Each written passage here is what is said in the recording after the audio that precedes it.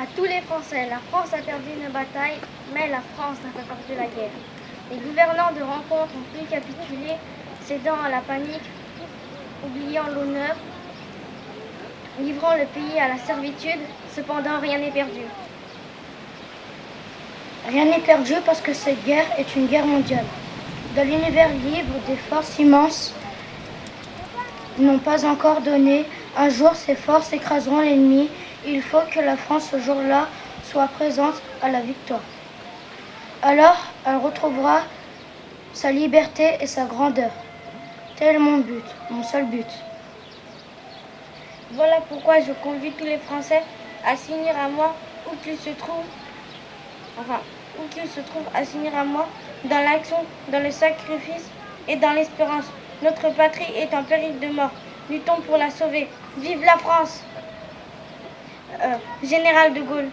Ma liberté, longtemps je t'ai gardée comme une perle rare.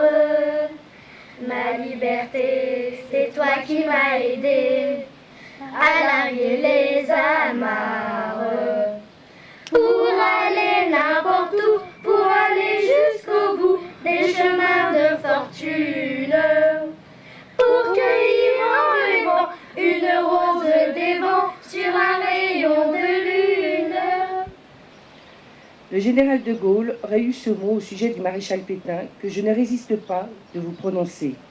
Travail, il n'a jamais travaillé. Famille, il n'a jamais eu d'enfant. Patrie, il l'a vendue aux Allemands. L'histoire ne nous dit pas si ce trait d'esprit est vrai, mais il semble répondre par contre au sarcasme de Vichy qui se moquait de cet homme seul en le dénommant le général Micro. 77 ans après, on sait bien évidemment que de Gaulle avait raison, que son geste instinctif de résistance allait permettre à la France d'exister, puis de renaître à la fin de la guerre. Plus qu'une date, le 18 juin 40 prend date. En pleine débâcle, cette déclaration radiophonique croise différentes dimensions.